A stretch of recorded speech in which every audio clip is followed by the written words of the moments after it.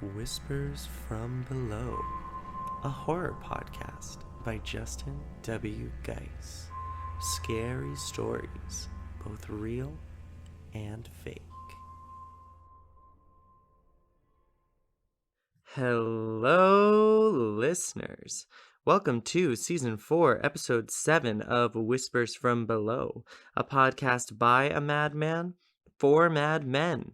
I'm your resident psychopath, Justin W. Geis, and today's topic of discussion is Little Red Riding Hood. Now, before I get into the episode, a couple quick things to go through. If you guys want to hear more about how to support the show and stuff like that, stay till the end or skip till the end. That's where I always plug all the good, happy stuff that's happening there. For this episode, I do think that this is definitely okay for younger listeners to listen to, for sure. It's a Grimm's fairy tale episode, so if you're not into fairy tales or make-believe stuff, then this definitely isn't an episode for you. But check back in next week, and you might have an episode that you like then. It's uploaded Mondays, 8 a.m. Eastern. And every week is a new thing. So, if this week's episode doesn't sound like something for you, check back in next week. Next week might be like a tragic, horrible murder that happened. And that might be something you're more into. Without further ado, though, for my younger listeners and for everybody else, let's get into the episode. So, Little Red Riding Hood actually dates all the way back to 17th century Grimm's fairy tales book, all the way back then, as a lot of these episodes kind of do. Obviously, because I'm talking about it, it's a little bit darker than the story initially wants you to believe that it is, or how the story's sort of been changed over the years to sort of fit the masses and be more palatable to people. This is sort of more of how it is meant to be told, sort of, a little bit of a darker story there. I actually have a series on my channel, so if you're interested at all on my channel, I'm a YouTuber, for this podcast, I have a series going of Grimm's fairy tales. So I do about one each season of a different fairy tale. I think right now we have Snow White, Rapunzel, and the Juniper Tree, I believe, are the three that we have. So if you're interested in learning more about those at all, go check out those episodes in seasons 1, 2, and 3. I believe Snow White is season 1, Juniper Tree is season 2, and Rapunzel is season 3. These are really fun episodes for me, so even if y'all don't like them, you're going to keep getting them because I really enjoy doing them. But yeah, so I wrote in my notes, plug series, wink. And I wrote out wink with a little asterisk next to it. So this story revolves around a young girl named Little Red Riding Hood, as you can guess. She's named after the iconic cloak, hood, cape thing that she wears, which is we all know what it looks like. I don't think I need to describe it. It's red. And she's little, so Little Red Riding Hood, it all works out. She is heading into the woods to deliver food to her very sick grandmother. Some translations of this actually have it say that she's delivering wine and cake as the food. So not anything substantial. They're your grandma's sick, go bring her some booze.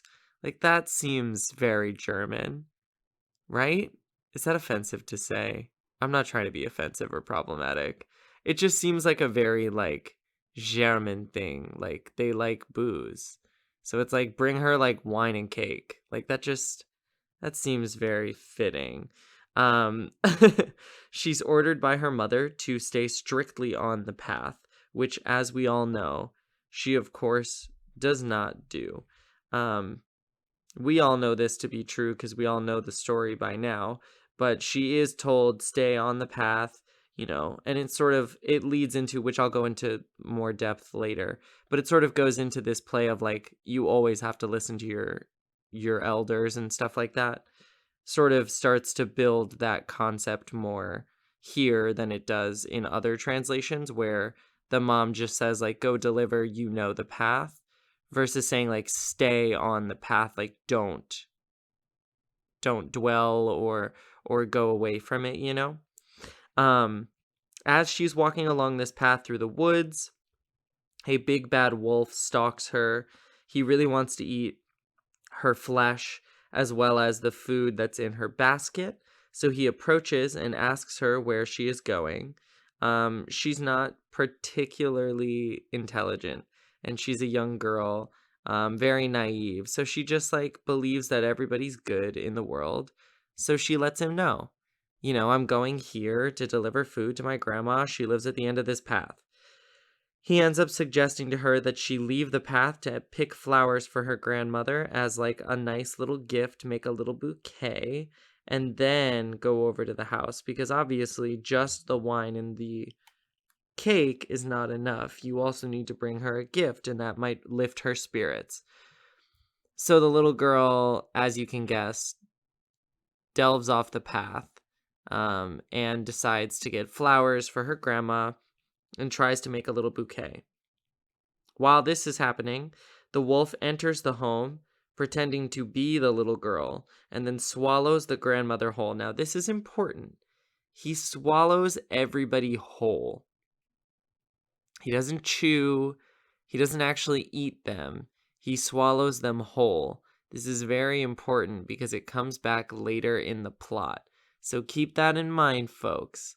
All he does is swallow them whole. I repeat, all he does is swallow them whole. So then he decides to disguise himself as the grandmother and wait for the young little girl to return to the cabin. When she comes in, she notices that grandma looks kind of odd. Something's like not right about how she looks. And this is where we get the iconic phrases in this order. My, what a deep voice you have, Grandma. The better to greet you with, my dear. What big eyes you have. The better to see you with. What big hands you have. The better to embrace you with. And then what a big mouth you have. The better to eat you with. And then, in one like giant motion, he devours the little girl. In mind, all he does is swallow her whole. So he hasn't actually like chewed or crunched on anybody. He's just swallowed people whole, which like this is where you just have to be like, "Oh, it's a fairy tale."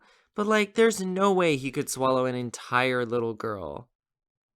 Like that's just like not possible to be able to swallow an entire little girl whole. Like there's no way that he did that. It's just not probable, possible, none of it, none of the above. It's none of the above. And then also that he has two full human bodies inside of him and he didn't chew them up or munch on them in any way. Like, how big is this wolf? Like, that just seems so strange, and I'm more afraid of how large the wolf is. Is it like a Chernobyl wolf? Like, what the fuck? Like, why is it so big? To fit two full human bodies inside of it, like, that's more scary to me. Also, wolves hunt in packs. Can we, like, take a minute? Don't wolves normally hunt in packs? Am I making that up? Aren't wolves pack animals? Why is this wolf just up in the woods completely alone? It's definitely a Chernobyl wolf. There's no way that it's not. Nobody can convince me otherwise. It's definitely a Chernobyl wolf, and it is creepy and huge and freaky as all get out. That is the only probable answer here. Anyway, done with my rant. A lot of versions of the story actually just end here. So a lot of very early versions of the story end with just she gets devoured. Moral of the story is don't do stuff like that. Don't tell people where you're going, stranger danger. You got to be good. You got to trust people. Listen to your elders, whatever. Or something bad's going to happen, stuff like that. And I think that's a pretty good way to end the story, is just sort of with the inevitable death happening. That's kind of a darker way to end it, which obviously I like. But I think that it has more impact than like everybody having a happily ever after. But this is a fairy tale after all. So typically it'll continue. In the continuation, the wolf ends up falling asleep, decides to take a nap, is like, you know what, I ate these two people, I'm kind of sleepy and tired, it's nap time, it's for sure nap time. And then in the Grimm's version, it continues with a hunter, though in other versions it's a woodcutter, and in other versions it's just like some dude that wanders by. Point being, it's somebody that wanders by, but in our version, we're going to say it's a hunter. So the hunter wanders by. He hears a noise coming in from the house, so he enters the house and he sees that it's this giant wolf that is sleeping. So he cuts open the wolf, and the grandma and young girl emerge shaken but unharmed. So they are completely fine. No digestive juices really got to them yet. They're doing pretty good, honestly, for being inside of a wolf's stomach. And then they decide to fill the wolf's belly full of a bunch of heavy stones.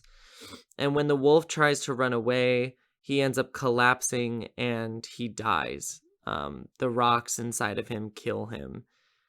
In other versions of the story, which I think is kind of funny, he feels like he's really, really full, so he goes to get water. Because, you know, like right after you get up from sleeping, like you're really thirsty.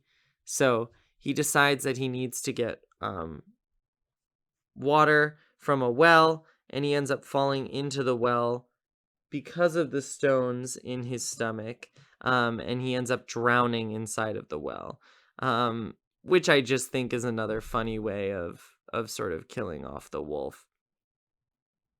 And that's pretty much it for the story. I mean, we all know the story super well. For those of you that are like huge fans of Into the Woods, they pretty much got the story pretty much exactly correct as to like how the Grimm's fairy tale version of it is, except that instead of a hunter, they have the baker do it. I love Into the Woods, so I'm like a huge, for those of you that don't know, I'm a musical theater performer, and I love Into the Woods, as most theater people do. But it's the baker, and they make a reference to it. She's like, what kind of hunter doesn't want the skin of their catch or whatever? And he's like, I'm not a hunter, I'm a baker.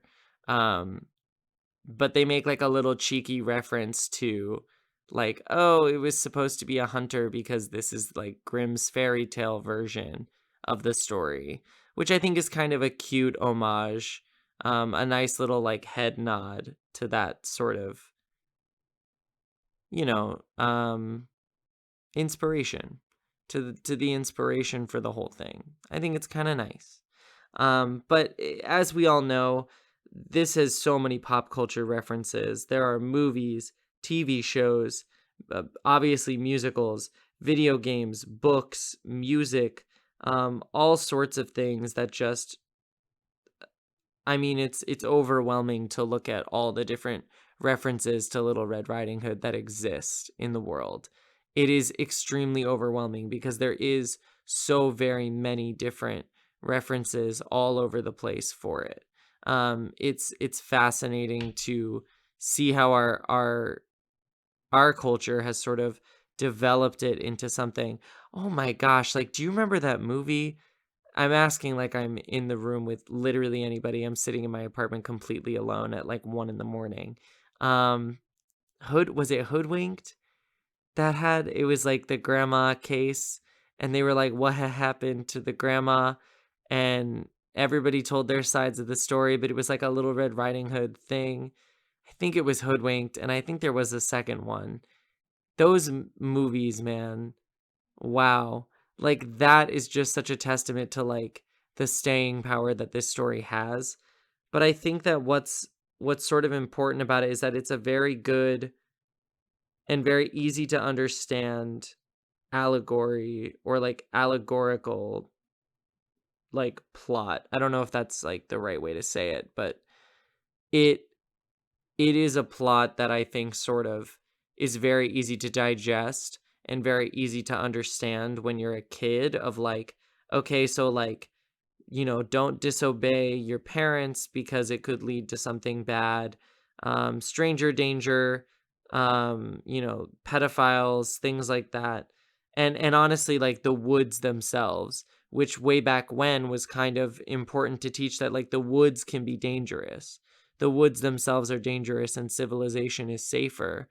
Um, Back then that was a really important thing. But I think even nowadays, even just being like, hey, so, you know, being outside your house can be kind of dangerous, and you got to stick to the path that's set for you or something might happen. I think that that's definitely not something to scoff at. Like that's an important message to sort of teach. And this is a really great way to do it. I mean, it's got everything. It's got a relatable character. It's got family values. It's got foxes and wolves in it. It doesn't have any foxes in it. It's got wolves in it. Um, have you noticed that fairy tales like this love to use foxes and wolves? Side note, they really do love to use foxes and wolves as like deceit and treachery. And I just don't think that that's fair. What about raccoons? They have little masks on. Like, I don't know, dude. A fox? I don't think they're that like sly or cunning. And yet that's what they're like associated with all the time. And wolves are associated with this like brutal nature. When like honestly, wolves are not that, like a moose is probably more dangerous than a wolf, if I'm being like for real honest. Like moose are probably more dangerous, or like a hippo. But like for some reason we see wolves as like these dangerous creatures that could like kill us. Like we literally have wolf ancestors. I have one in my lap right now who's asleep, just snuggling with me. I don't know, dude. I think we need to rewrite the script on that. Anyway, I know that this is sort of a shorter episode this week, but that's all I really have for this story. We all know the story super duper well, so there's not a whole lot to talk about it, except that the darker version just kind of has a little more guttural depth to it, a little more like death, a little bit more creepiness to it, which I kind of like, and I think it adds to the story rather than takes away from it or removes the message. I think that keeping the darkness there still helps tell the story as much as it can. If you guys like this episode and you want to listen to more, the podcast, you've already found it, Whispers from Below. But I upload every Monday at 8 a.m. Eastern. So you can check it out then. I do it in like seasons, and then I go on like little breaks. To keep up with all that and what episode has been uploaded, you can follow the Instagram, which is Whispers from Below. No spaces, no underscores, no capitals, no nothing. You can also send me a DM there if you have any future episode ideas. You can also use the contact page on the website, whispersfrombelow.com. I always check that. So if you guys have sent me any episode ideas, I promise I'm getting to them. I just got to do the research for them. But I love doing episodes that you guys recommend. It's one of my favorite things in the world. So feel free to give me some new episode ideas. I'm constantly looking for stuff to do. If you guys want to support the show in any other way, please check out patreon.com/whispersfrombelow. I'd love to get 25 patrons as soon as possible, but my deadline would be by the end of the year. I want to try to get 25 patrons. Basically, I got 5 tiers. They're really, really cool. They're all based on like serial killers. And you can get a bunch of cool rewards that are patron only, including like custom stickers, water bottles, and t-shirts and a Discord chat where it's just like me and a bunch of other people who absolutely love the podcast and horror and just want to talk about spooky stuff all the time. So it's pretty cool. You should definitely go check it out. Other than that, remember, listen to your mother because she obviously knows best. Number 2, if any animal speaks to you, it's probably a bad sign and you should probably go see a doctor. You might be schizophrenic. And number 3, even though people are getting vaccinated and there's a lot of good things happening, please just still stay safe and be smart. Please, we're not out of the woods yet.